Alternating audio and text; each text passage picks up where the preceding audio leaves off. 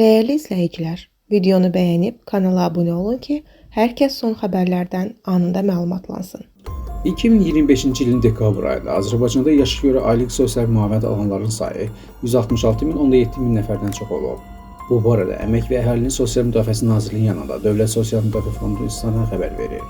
Məlumata görə bu 2024-cü ilin eyni dövrü ilə müqayisədə 6,9% çoxdur.